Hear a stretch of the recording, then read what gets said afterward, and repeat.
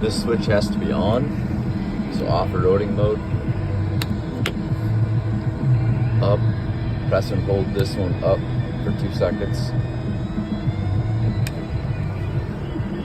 I'll populate this on the 1200 screen.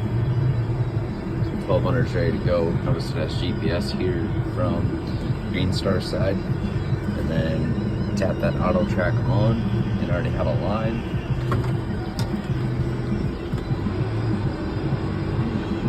I can reset it.